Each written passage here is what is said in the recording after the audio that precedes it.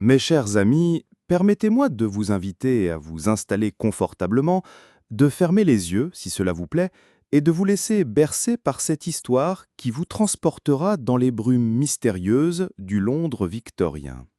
Respirez calmement, détendez-vous et laissez votre esprit s'évader vers une époque où le gaz éclairait les rues pavées et où les fiacres résonnaient sur les pavés humides.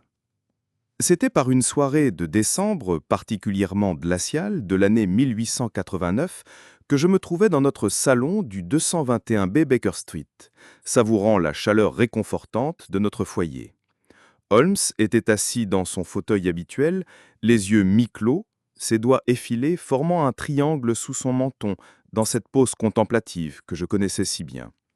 La fumée de sa pipe s'élevait en spirale paresseuse vers le plafond, créant des formes éphémères qui semblaient danser dans la lumière dorée des lampes à gaz.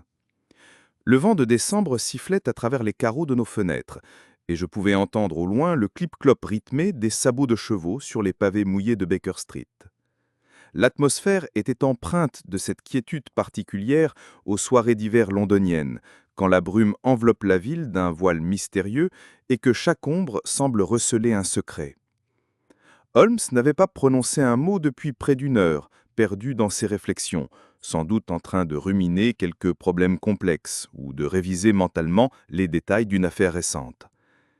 Sa capacité à rester immobile pendant de si longues périodes m'avait toujours impressionné, lui qui pouvait se transformer en tourbillon d'activité fébrile dès qu'une énigme digne de ses talents se présentait. Soudain, le carillon de l'horloge de l'église voisine égrena 8 coups glaves qui résonnèrent dans l'air froid de la nuit. C'est à ce moment précis que des pas précipités retentirent dans l'escalier, accompagnés de la voix essoufflée de notre dévouée Mrs. Hudson, qui semblait en proie à une agitation inhabituelle. La porte s'ouvrit brusquement, laissant apparaître notre brave logeuse, les joues rougies par l'émotion et tenant dans la main une enveloppe de papier velin de la plus belle qualité. Elle était suivie d'un homme d'âge moyen, vêtu d'un manteau de voyage couvert de gouttelettes de brume, dont l'expression trahissait une anxiété profonde. Mrs. Hudson s'approcha d'un pas rapide, ses jupes bruissant dans le silence du salon. « Monsieur Holmes, dit-elle d'une voix quelque peu tremblante, voici Monsieur Geoffrey Whitmore, l'intendant de Lady Pemberton. Il affirme qu'il s'agit d'une affaire de la plus haute importance et que chaque minute compte. » Holmes ouvrit lentement les yeux, comme s'il émergeait d'une transe profonde, et son regard perçant se posa immédiatement sur notre visiteur. En quelques secondes, je vis ses yeux scanner méthodiquement l'homme qui se tenait devant nous, notant sans doute chaque détail de son apparence, de sa tenue, de son maintien. L'intendant était un homme de taille moyenne, probablement âgé d'une 50aine d'années, aux cheveux grisonnants soigneusement peignés et à la barbe taillée avec précision. Son costume sombre était de bonne qualité, mais montrait des signes de fatigue, comme s'il avait voyagé dans l'urgence. Ses mains gantées tremblaient légèrement, et ses yeux injectés de sang trahissaient une nuit sans sommeil. « Monsieur Holmes, commença-t-il d'une voix rauque, je viens de la part de Lady Pemberton, ou plutôt, je devrais dire, je viens au sujet de Lady Pemberton. Elle a disparu dans des circonstances les plus étranges, et je crains que nous ne soyons confrontés à un mystère qui dépasse largement les capacités de la police locale. » Holmes se redressa lentement dans son fauteuil, ses yeux s'animant de cette lueur particulière qui apparaissait toujours quand une affaire prometteuse se présentait. Il fit un geste de la main, invitant notre visiteur à s'asseoir dans le fauteuil en face de lui. « Asseyez-vous, monsieur Whitmore, et racontez-nous votre histoire depuis le début. Watson, je pense que vous devriez prendre des notes. Quelque chose me dit que cette affaire risque de présenter des aspects peu ordinaires. » Je m'installai à mon bureau, sortant mon carnet et ma plume, tandis que Mrs. Hudson se retirait discrètement, non sans avoir au préalable attisé le feu qui commençait à faiblir. La lumière des flammes dansait sur les traits tendus de notre visiteur, créant une atmosphère théâtrale qui semblait parfaitement adaptée au mystère qui allait nous être révélé. L'intendant prit une profonde inspiration, ses mains jointes devant lui, et commença son récit d'une voix qui trahissait une émotion contenue. Monsieur Holmes, Lady Pemberton est une femme remarquable, veuve depuis 5 ans, héritière d'une fortune considérable qu'elle a consacrée à sa passion pour les antiquités et les objets d'art. Elle vit dans un magnifique manoir à Hampstead, entourée d'une collection d'œuvres d'art et de curiosités qu'elle a rassemblées au cours de ses nombreux voyages. Il marqua une pause, comme pour rassembler ses souvenirs, puis reprit. Lady Pemberton a fait aménager dans son manoir une pièce tout à fait extraordinaire qu'elle appelait sa chambre au miroir. Il s'agit d'une pièce circulaire d'environ 15 pieds de diamètre, entièrement tapissée de miroirs vénitiens du XVIIe siècle. Ces glaces, d'une beauté extraordinaire, créaient un effet de réflexion infinie qui peut être assez troublant pour celui qui n'y est pas habitué. Holmes hocha la tête, ses doigts tambourinant légèrement sur la coubre de son fauteuil. « Continuez, monsieur Whitmore. Cette chambre au miroir a-t-elle une fonction particulière ?» Lady Pemberton prétendait que cette pièce l'aidait à méditer et à réfléchir. Elle s'y retirait régulièrement, parfois pendant des heures, assise au centre de la pièce sur un coussin de velours rouge. Elle disait que les reflets multiples l'aidaient à voir les choses sous différents angles, au sens propre comme au sens figuré. L'intendant se pencha vers nous, sa voix devenant plus grave.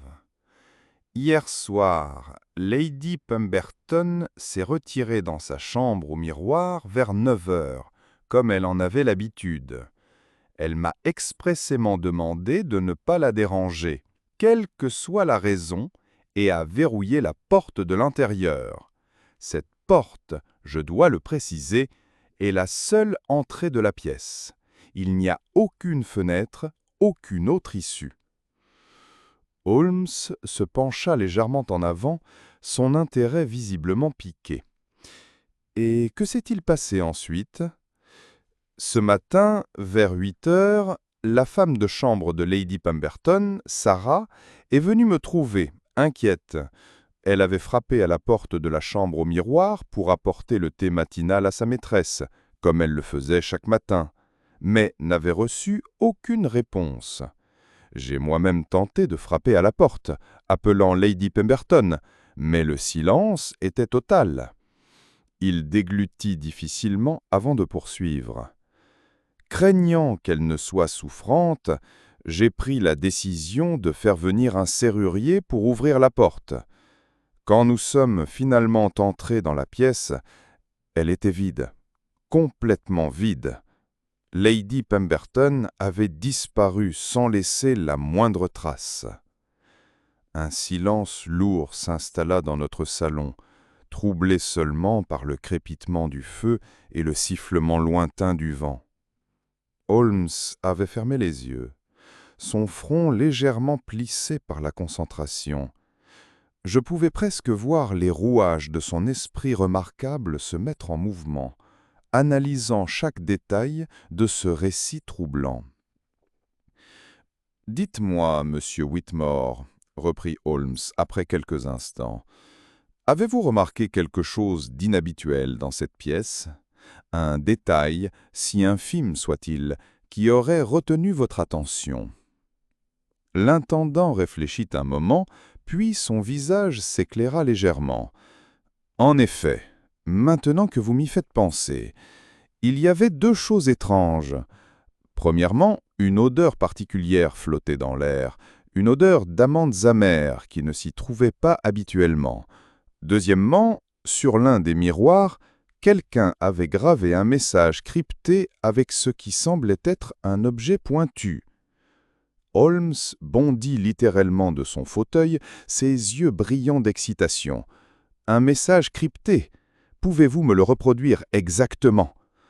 L'intendant sortit de sa poche un morceau de papier sur lequel il avait recopié les caractères gravés. « J'ai recopié le message aussi fidèlement que possible. Il s'agit de ces symboles étranges. » Holmes s'empara du papier et l'examina sous la lumière de la lampe, son visage exprimant une concentration intense. Après quelques minutes d'étude silencieuse, il releva la tête, un sourire énigmatique aux lèvres. Fascinant. Absolument fascinant.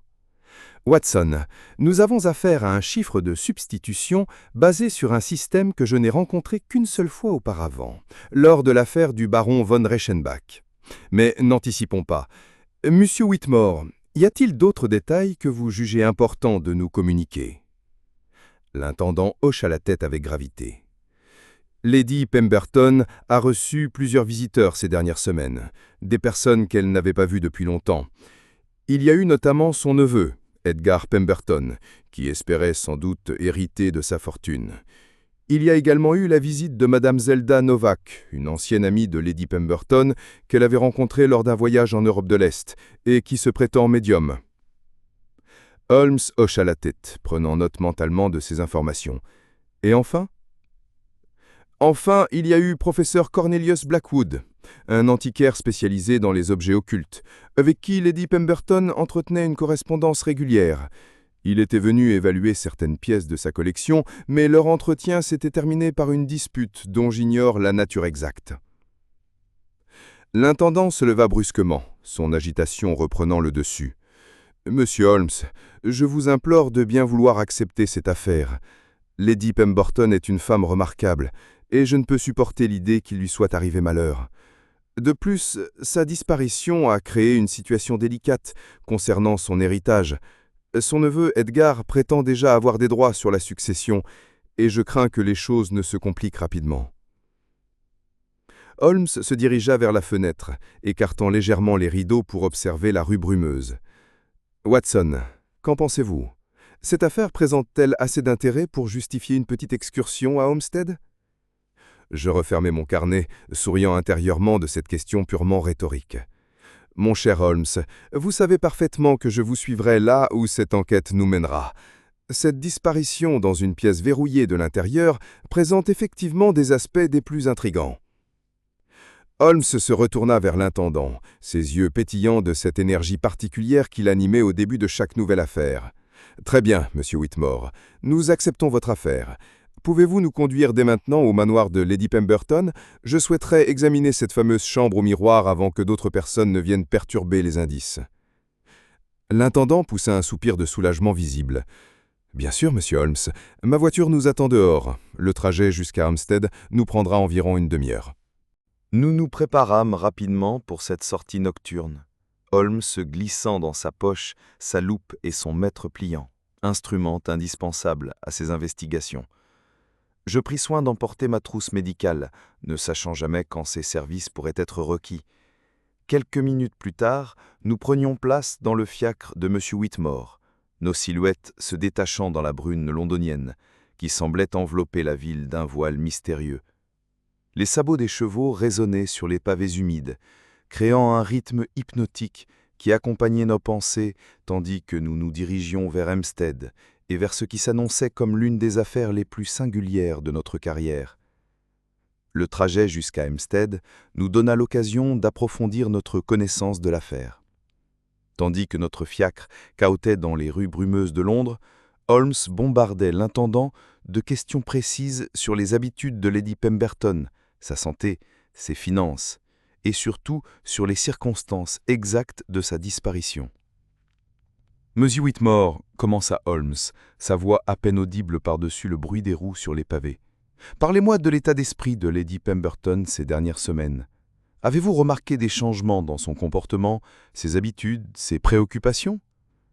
L'intendant réfléchit un moment, son visage éclairé par intermittence par la lueur des réverbères que nous croisions. « Maintenant que vous me posez la question, Lady Pemberton semblait effectivement plus préoccupée qu'à l'ordinaire. Elle recevait beaucoup de courriers, et je l'ai surprise plusieurs fois à brûler des lettres dans la cheminée de son bureau. Elle semblait également plus méfiante, vérifiant plusieurs fois que les portes étaient bien verrouillées le soir. » Holmes hocha la tête, prenant note mentalement de ces détails. « Et concernant sa santé, prenait-elle des médicaments? Souffrait-elle de quelque mal particulier ?» Lady Pemberton jouissait d'une santé remarquable pour son âge. Elle ne prenait aucun médicament, si ce n'est parfois une tisane de camomille pour l'aider à dormir. Elle avait une constitution robuste et ne se plaignait jamais de quoi que ce soit.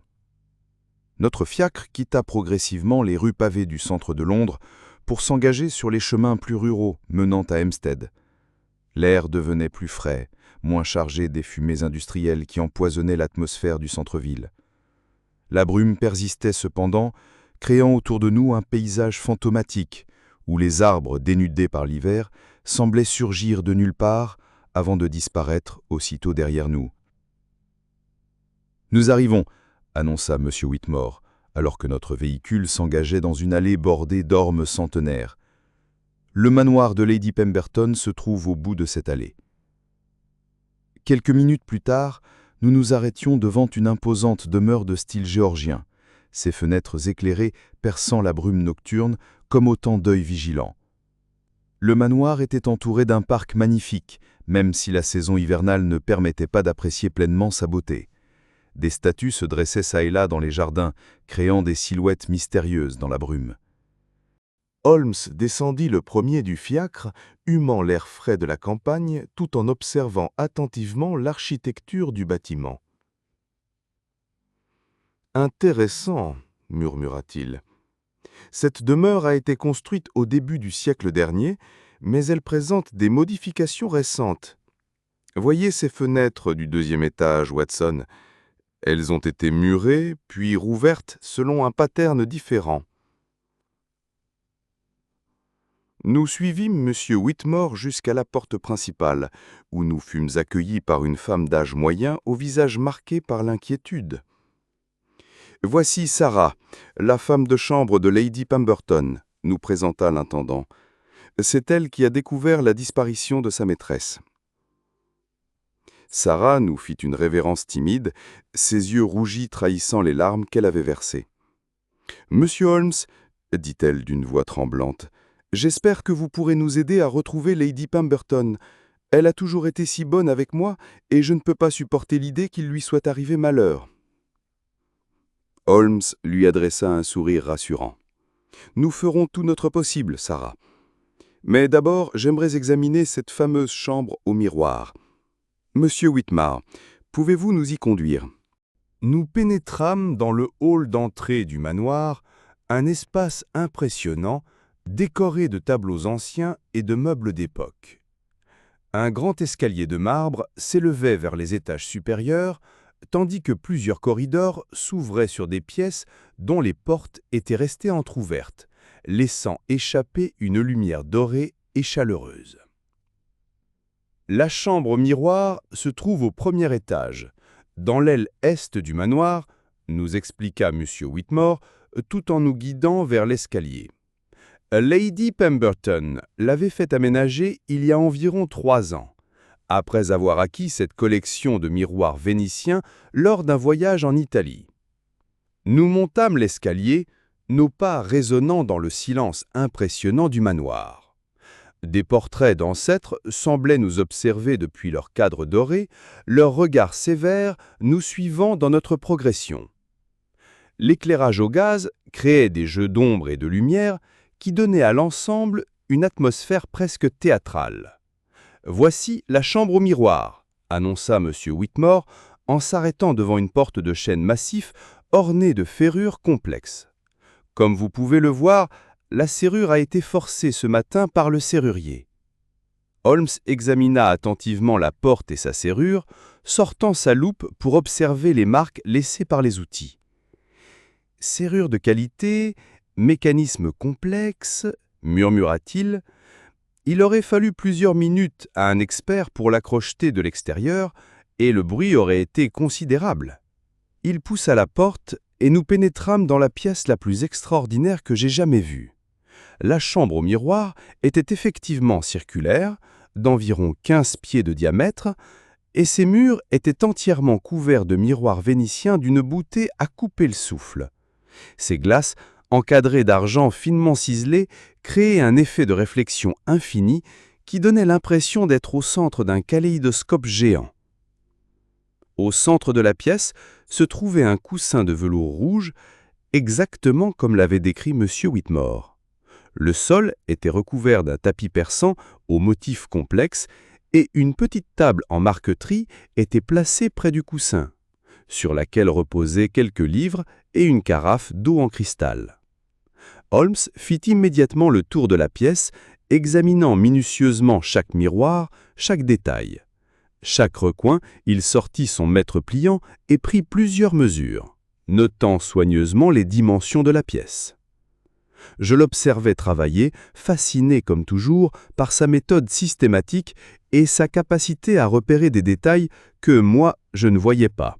« Ah !» s'exclama-t-il soudain en s'arrêtant devant un des miroirs. « Voici notre message crypté. Watson, approchez-vous et regardez attentivement. » Je me penchai vers le miroir qu'il désignait et distinguai effectivement des marques gravées dans la surface de la glace. Les caractères étaient fins mais visibles, formant une série de symboles qui ne ressemblaient à aucun alphabet que je connaisse. « Curieux !» murmura Holmes en sortant son carnet pour reproduire exactement les symboles. « Ce message a été gravé récemment, probablement avec une pointe de diamant ou un objet similaire. Voyez la netteté des traits, l'absence de toute patine ou oxydation. » Il se redressa et huma l'air de la pièce, son expression se concentrant. « Et voici cette fameuse odeur d'amandes amères dont vous parliez, monsieur Whitmore. Très faible maintenant, mais encore perceptible. Cette odeur est caractéristique de certains composés chimiques, notamment... » Il s'interrompit brusquement, son regard s'assombrissant. « Watson, cette odeur pourrait indiquer la présence d'acide cyanhydrique, un poison particulièrement violent. Mais cela soulève plus de questions que cela n'apporte de réponses. » Holmes continua son examen méticuleux de la pièce, s'agenouillant parfois pour examiner le tapis, passant sa loupe sur les cadres des miroirs, testant la solidité des murs. Au bout d'une demi-heure d'investigation silencieuse, il se redressa avec une expression perplexe. « Cette pièce ne présente aucune issue secrète, » déclara-t-il finalement. « Les murs sont solides, le plafond est intact, et le plancher ne montre aucun signe de trappe ou de mécanisme dissimulé. D'un point de vue purement physique, il est impossible qu'une personne ait pu quitter cette pièce autrement que par la porte qui était verrouillée de l'intérieur. » M. Whitmore hocha la tête avec gravité. « C'est exactement ce qui rend cette disparition si troublante, monsieur Holmes. Lady Pemberton semble avoir littéralement disparu dans les airs. » Holmes se dirigea vers la petite table et examina les objets qui s'y trouvaient. Quels étaient les livres que Lady Pemberton lisait habituellement dans cette pièce? Elle étudiait principalement des ouvrages sur l'occultisme et les sciences hermétiques, répondit l'intendant. Lady Pemberton s'intéressait beaucoup aux mystères anciens, à l'alchimie, à l'astrologie. Elle possédait une bibliothèque remarquable sur ces sujets. Intéressant, murmura Holmes en feuilletant l'un des livres posés sur la table. Traité des miroirs magiques et de leurs propriétés par Cornelius Agrippa, un ouvrage du XVIe siècle traitant de la divination par les miroirs. Et ce livre-ci, Les secrets de la chambre d'écho par un certain Magister Atlanticus, des lectures pour le moins particulières. Il se tourna vers nous, ses yeux brillants de cette intensité caractéristique qui apparaissait quand il commençait à entrevoir une piste. « Monsieur Whitmore, j'aimerais maintenant rencontrer les personnes qui ont rendu visite à Lady Pemberton récemment. Commençons par son neveu Edgar Pemberton. Est-il encore dans les environs ? » « Edgar loge actuellement à l'auberge du village, » répondit l'intendant. Il a insisté pour rester dans la région jusqu'à ce que la situation soit éclaircie. Dois-je l'envoyer chercher ? Non, nous nous rendrons à lui. Mais auparavant, j'aimerais examiner les appartements privés de Lady Pemberton, notamment son bureau et sa chambre. Il est possible que nous y trouvions des indices sur son état d'esprit et sur les raisons de sa disparition. Nous quittâmes la chambre au miroir, dont l'atmosphère étrange et troublante semblait nous suivre dans le corridor. Holmes avait pris soin de verrouiller la porte derrière nous, glissant la clé dans sa poche avec un air satisfait. « Personne ne doit plus pénétrer dans cette pièce sans ma permission, » déclara-t-il fermement. « Elle recèle encore des secrets que nous devons découvrir. » Le bureau de Lady Pemberton se trouvait au rez-de-chaussée, dans une pièce spacieuse donnant sur les jardins du manoir. Les murs étaient couverts de rayonnages chargés de livres anciens et un grand bureau de marqueterie trônait au centre de la pièce. Holmes s'y dirigea immédiatement, examinant les papiers qui y étaient éparpillés. « Monsieur Whitmore, dit-il après quelques minutes d'examen, cette correspondance révèle que Lady Pemberton était préoccupée par des questions d'héritage. Voyez cette lettre de son notaire, datée de la semaine dernière, qui évoque des dispositions testamentaires urgentes à réviser. Et cette autre missive de son neveu Edgar, qui semble insister pour obtenir une avance sur son héritage. » Holmes leva les yeux vers l'intendant. « Y avait-il des tensions financières dans la famille? Des désaccords sur la succession ?» L'intendant parut embarrassé. « Edgar Pemberton a toujours vécu au-dessus de ses moyens, monsieur Holmes. Il a contracté des dettes importantes et Lady Pemberton avait refusé de l'aider financièrement à plusieurs reprises. Elle désapprouvait son mode de vie et ses fréquentations. »« Intéressant, » murmura Holmes, en continuant son examen du bureau. « Et voici un élément encore plus révélateur. » Il sortit du tiroir inférieur une liasse de lettres attachée par un ruban rouge. « Cette correspondance émane de Madame Zelda Novak, la médium dont vous avez parlé. Elle semble avoir entretenu une relation épistolaire soutenue avec Lady Pemberton. Et le ton de ces lettres devient progressivement plus pressant, presque menaçant. » Holmes lut quelques passages à voix haute. « Ma chère Evelyn, les esprits sont inquiets et réclament justice. Les secrets du passé ne peuvent rester enfouis éternellement.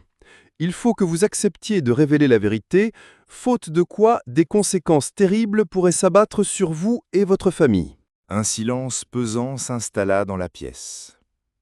L'intendant semblait de plus en plus mal à l'aise, se tordant les mains avec nervosité. « Monsieur Whitmore, » reprit Holmes d'une voix grave, « y a-t-il des éléments du passé de Lady Pemberton que vous jugez important de nous révéler? Des secrets de famille? Des événements douloureux? Des culpabilités anciennes ?»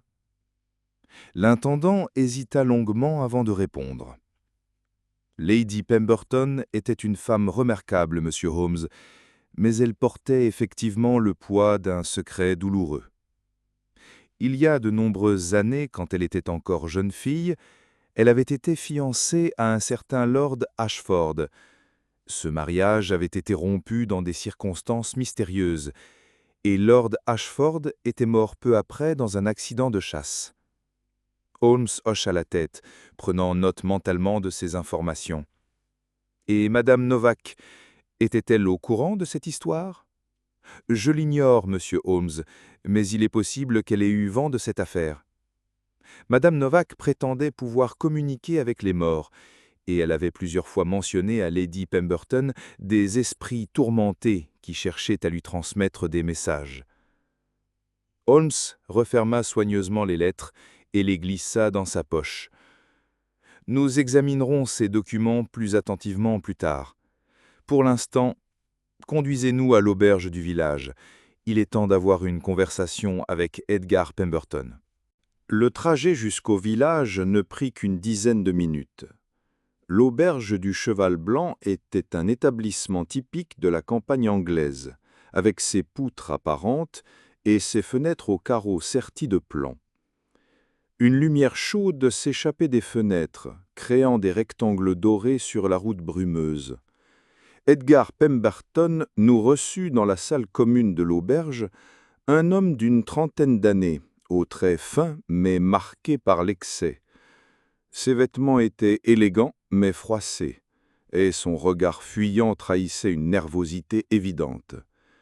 Il était attablé devant une chope de bière et plusieurs autres verres vides témoignaient qu'il avait déjà largement entamé sa soirée. « Monsieur Pemberton, je présume ?» dit Holmes en s'approchant de sa table. « Je suis Sherlock Holmes et voici mon associé, le docteur Watson. Nous enquêtons sur la disparition de votre tante. » Edgar leva vers nous des yeux injectés de sang, tentant visiblement de reprendre contenance. « Monsieur Holmes, j'ai beaucoup entendu parler de vous.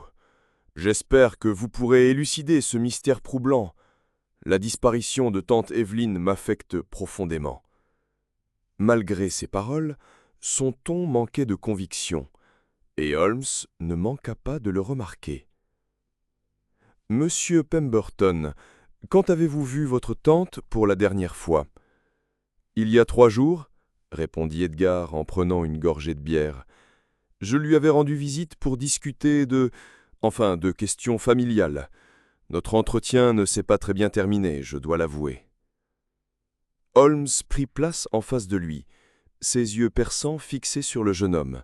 « Pouvez-vous être plus précis sur la nature de ce désaccord ?»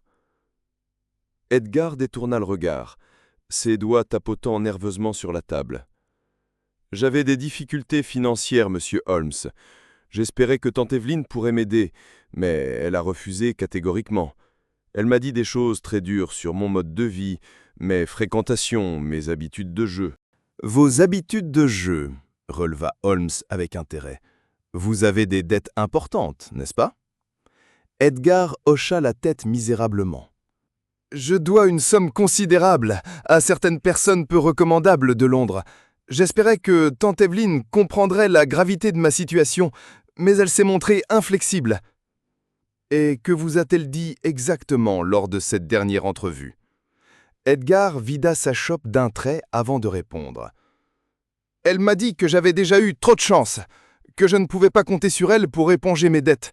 Elle a même menacé de me déshériter complètement si je continuais dans cette voie. Holmes échangea un regard significatif avec moi. « Monsieur Pemberton, où étiez-vous hier soir entre 9h et minuit ?»« Ici même, dans cette auberge, » répondit Edgar avec un empressement suspect. « J'ai passé la soirée à boire avec plusieurs clients de l'établissement. L'aubergiste et sa femme pourront vous le confirmer. » Holmes hocha la tête, mais je pouvais voir qu'il n'était pas entièrement convaincu par cette version des faits. « Une dernière question, monsieur Pemberton. Connaissez-vous une certaine Madame Zelda Novak ?» Edgar parut surpris. « Zelda Novak ? Oui, je l'ai rencontrée une fois chez tante Evelyn, une femme étrange qui prétendait pouvoir parler aux morts. Tante Evelyn semblait fascinée par ces séances de spiritisme, mais moi je trouvais tout cela parfaitement ridicule. » Vous souvenez-vous des détails de cette rencontre ? Madame Novak avait organisé une séance de spiritisme dans le salon de tante Evelyn. Elle prétendait pouvoir contacter l'esprit de Lord Ashford, l'ancien fiancé de ma tante. C'était du théâtre pur et simple, mais tante Evelyn paraissait y croire dur comme fer. Holmes se leva brusquement, son intérêt manifestement piqué. « Lord Ashford, pouvez-vous nous en dire plus sur cette histoire ?» Edgar haussa les épaules. « C'est une vieille histoire de famille. Avant d'épouser mon oncle, tante Evelyn avait été fiancée à un certain Lord Ashford. Le mariage avait été rompu pour des raisons que j'ignore, et Lord Ashford était mort peu après dans un accident de chasse. Tante Evelyn ne parlait jamais de cette période de sa vie. Nous quittâmes l'auberge après avoir confirmé l'alibi d'Edgar auprès de l'aubergiste. L'homme confirma effectivement que le neveu de Lady Pemberton avait passé la soirée précédente dans son établissement, mais je remarquai qu'il semblait légèrement embarrassé par nos questions. « Que pensez-vous de ce jeune homme, Watson ?» me demanda Holmes, tandis que nous remontions dans le fiacre de M. Whitmore. « Il cache quelque chose, » répondis-je sans hésiter. « Son alibi me paraît un peu trop parfait. Et sa réaction quand vous avez mentionné Madame Novak était révélatrice. De plus, ses motivations financières sont évidentes. Mes observations concordent avec les vôtres, Watson, mais gardons l'esprit ouvert. Cette affaire présente des ramifications que nous ne soupçonnons pas encore. » De retour au manoir, Holmes exprima le désir de rencontrer le professeur Cornelius Blackwood, l'antiquaire spécialisé dans les objets occultes. M. Whitmore nous informa qu'il logeait dans une maison qu'il avait louée dans le village voisin de Highgate. « Le professeur Blackwood est un homme étrange », nous prévint l'intendant tandis que nous nous dirigions vers Highgate. « Il a la réputation d'être un érudit brillant, mais ses théories sur l'occultisme et les sciences hermétiques sont considérées comme fantaisistes par la plupart de ses confrères.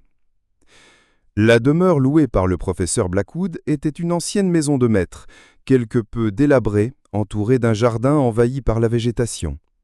Des lumières vacillantes brillaient aux fenêtres et une fumée étrange s'échappait de la cheminée, dégageant une odeur particulière qui mélangeait encens et soufre.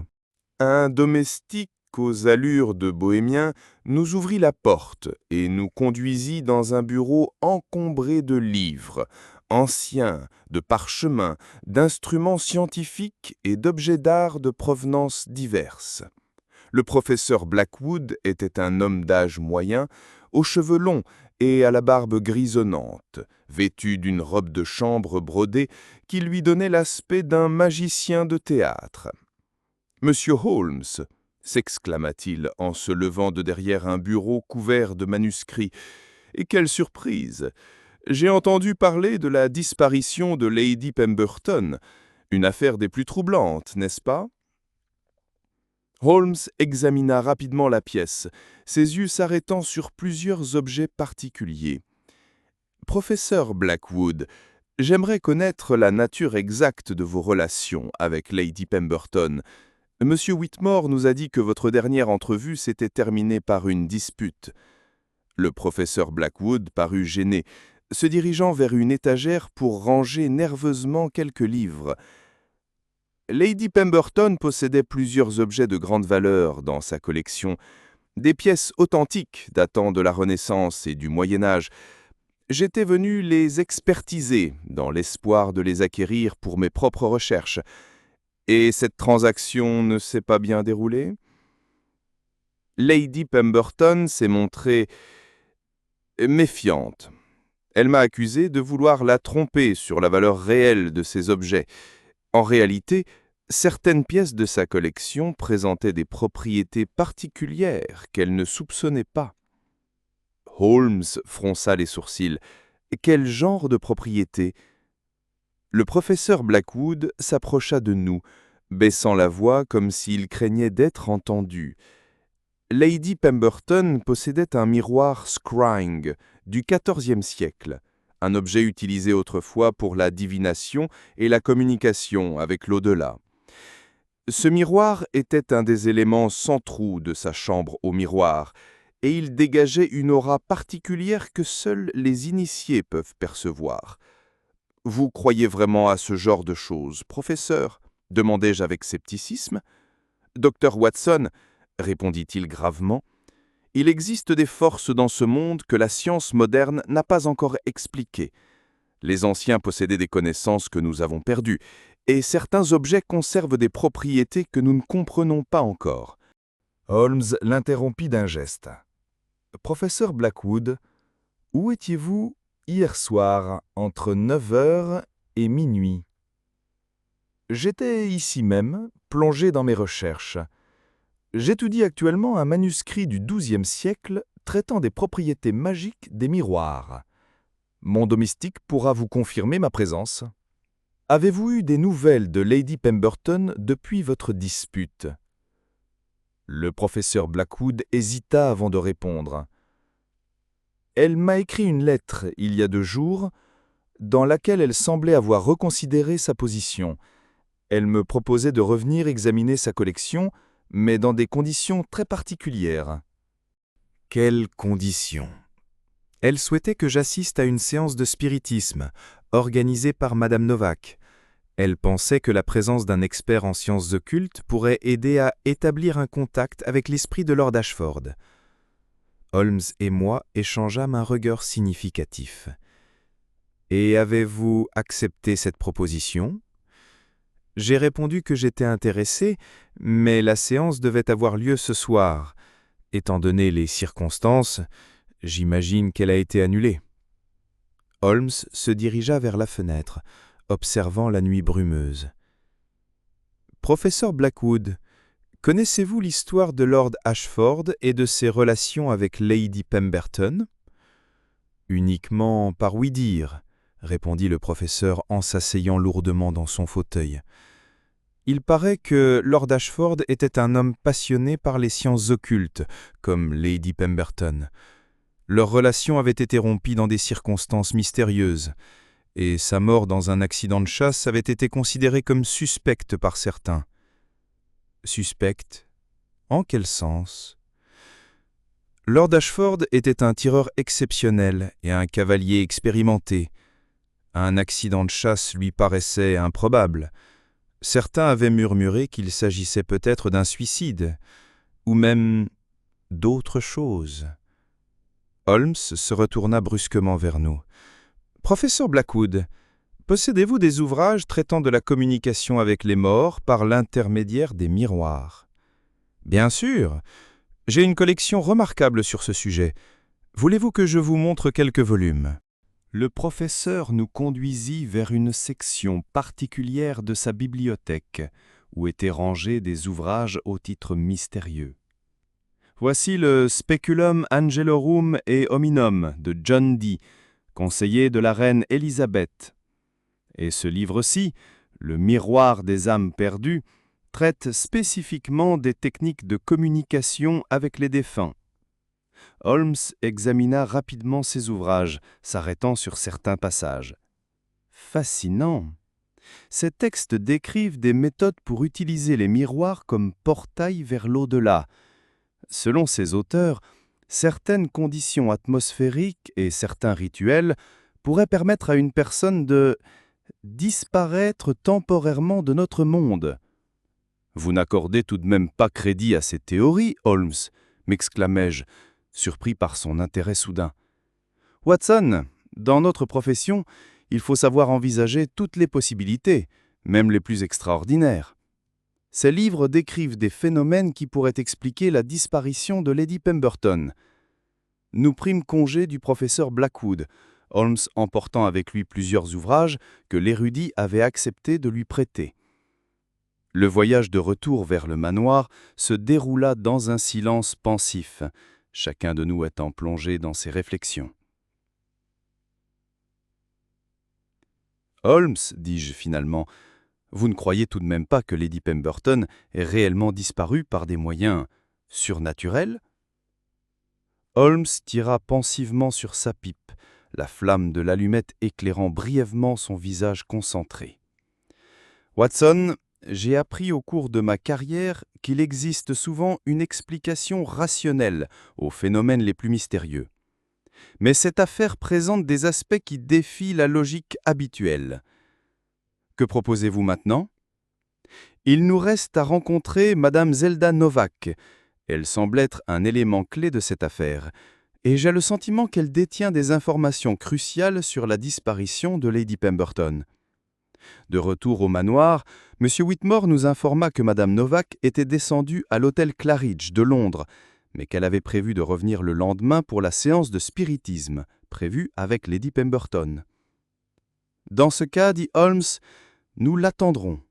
En attendant, j'aimerais passer la nuit dans la chambre au miroir. Il est possible que certains indices ne se révèlent qu'à des moments particuliers. M. Whitmore parut alarmé. « Monsieur Holmes, êtes-vous certain que ce soit prudent ? Cette pièce dégage une atmosphère si troublante. » « Précisément, répondit Holmes avec un sourire énigmatique. Les mystères ne se résolvent pas en évitant les lieux troublants, mais en les étudiant de près. Le lendemain matin, Holmes émergea de la chambre au miroir avec une expression triomphante que je connaissais bien. Il avait passé la nuit entière dans cette pièce mystérieuse et ses yeux brillaient de cette lueur particulière qui apparaissait quand il était sur le point de résoudre une énigme complexe. « Watson !» s'exclama-t-il en me voyant descendre pour le petit déjeuner. « J'ai fait plusieurs découvertes remarquables cette nuit. Cette chambre au miroir recèle des secrets que nous n'avions pas soupçonnés. » Je m'installai en face de lui dans la salle à manger du manoir, curieux d'entendre ses révélations. « Qu'avez-vous découvert, Holmes ?» Premièrement, ces miroirs vénitiens ne sont pas tous d'époque. Plusieurs d'entre eux ont été remplacés récemment et ils présentent des caractéristiques particulières. Deuxièmement, le message crypté gravé sur l'un des miroirs n'est pas aussi mystérieux qu'il y paraît. Holmes sortit son carnet et me montra le déchiffrement qu'il avait effectué. Ce message, une fois décodé, révèle ceci. La vérité sur Ashford doit être révélée.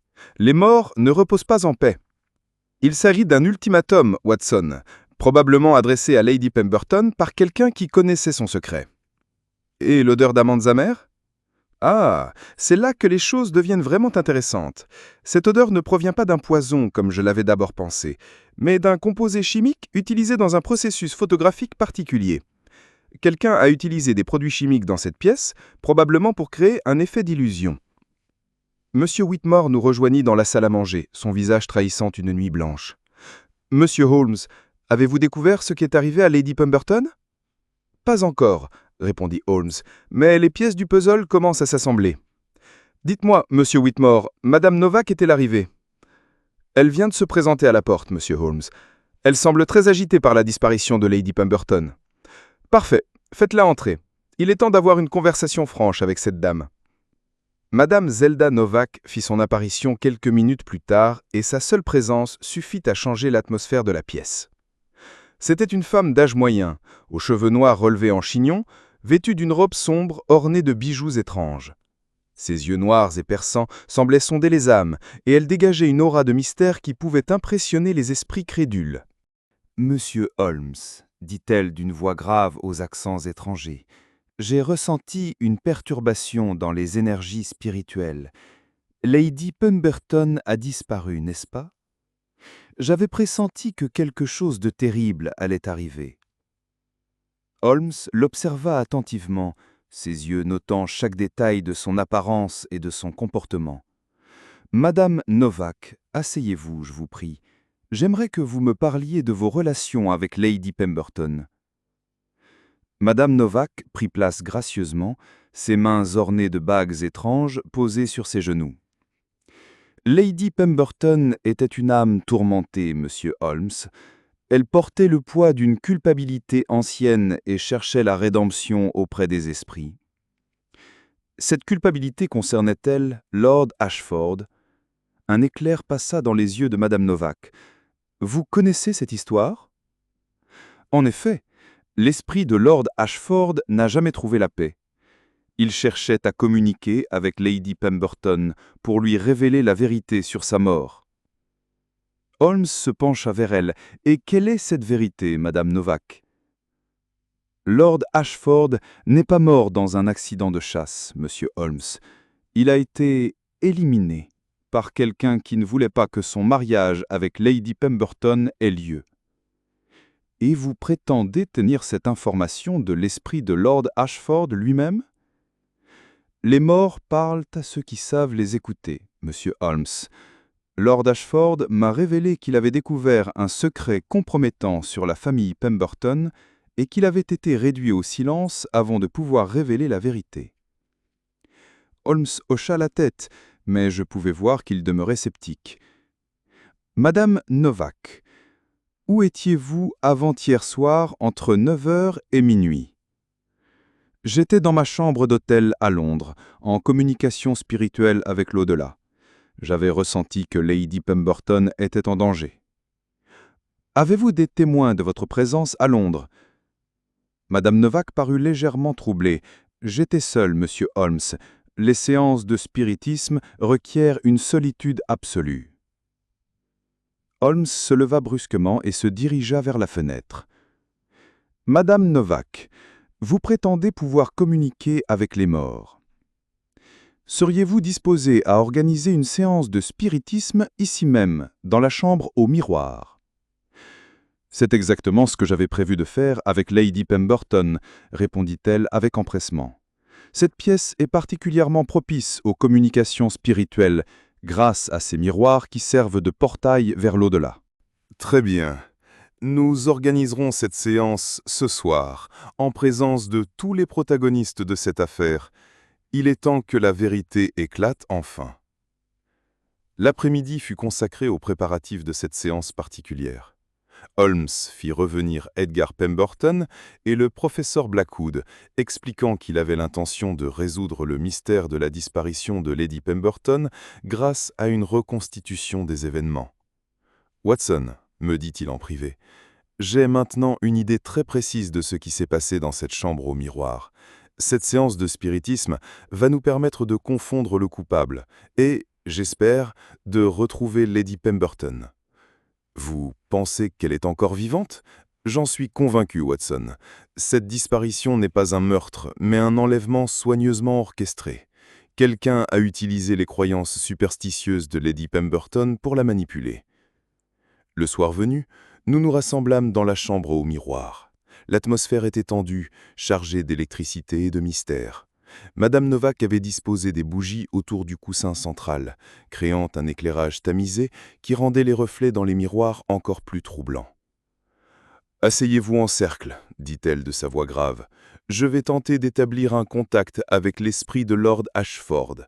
Il nous révélera peut-être ce qui est arrivé à Lady Pemberton. » Edgar Pemberton paraissait nerveux, ses mains tremblant légèrement.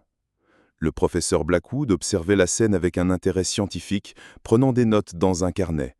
Monsieur Whitmore se tenait légèrement en retrait, visiblement mal à l'aise. Madame Novak ferma les yeux et commença à réciter des incantations dans une langue que je ne reconnus pas. Progressivement, sa voix se fit plus grave, plus profonde, comme si elle était possédée par une entité extérieure. « Je sens une présence, murmura-t-elle. L'esprit de Lord Ashford est parmi nous. Il souhaite révéler la vérité sur sa mort et sur la disparition de Lady Pemberton. » Soudain, elle se redressa brusquement, ses yeux encore fermés, et parla d'une voix qui ne ressemblait plus à la sienne. « Evelyn, Evelyn, où es-tu? J'ai été trahi. Celui en qui j'avais confiance m'a empoisonné. » Edgar Pemberton sursauta violemment. Que voulez-vous dire? La voix de Madame Novak se fit plus accusatrice. Tu sais très bien ce que je veux dire, Edgar. Tu as empoisonné mon thé avec de l'arsenic, parce que j'avais découvert tes dettes et tes malversations. C'est faux, s'écria Edgar en bondissant sur ses pieds. Je n'ai jamais. Assez, interrompit Holmes d'une voix ferme. Cette comédie a assez duré. Il se leva et alluma subitement toutes les lampes de la pièce, dissipant l'atmosphère mystérieuse. « Madame Novak, vous pouvez arrêter votre numéro. » Un silence stupéfait s'abattit sur l'assemblée.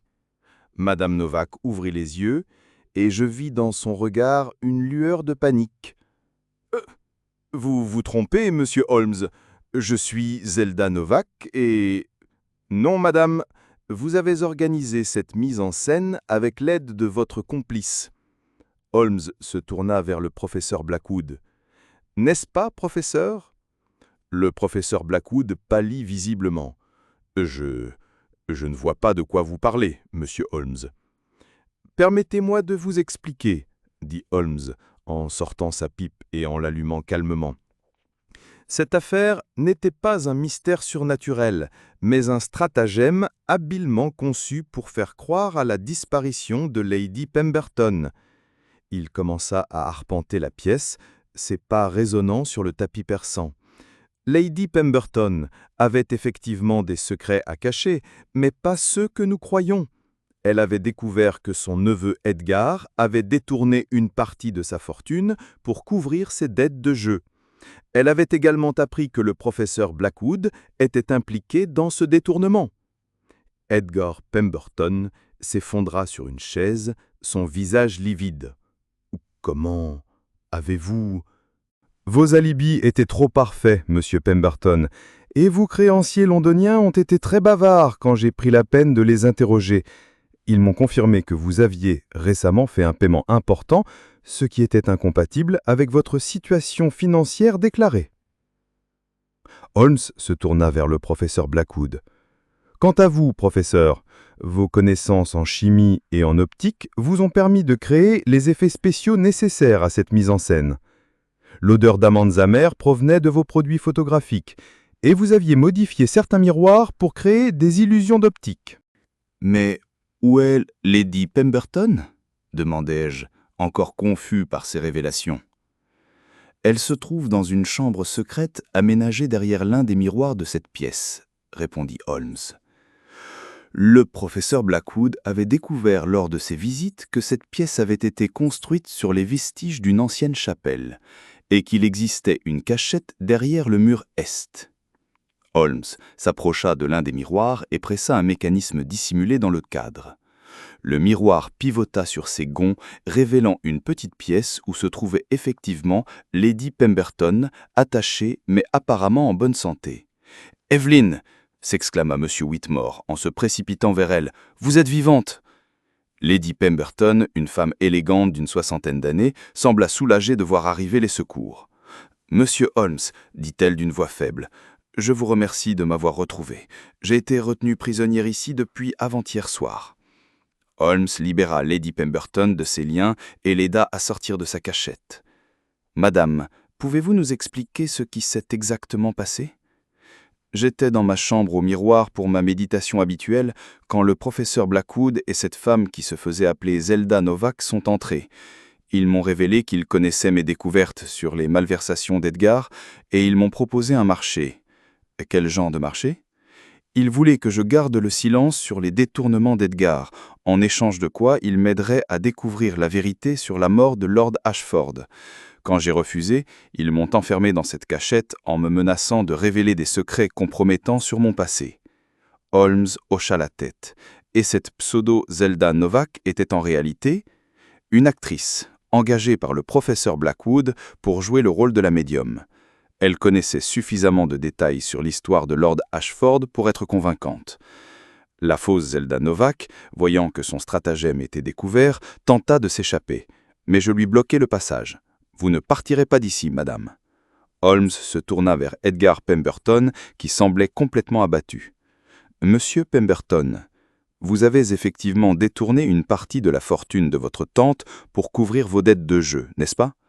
Et lorsque le professeur Blackwood a découvert vos agissements, au lieu de vous dénoncer, il a vu une opportunité de profit. » Edgar ne répondit pas, se contentant de fixer le sol, le visage défait.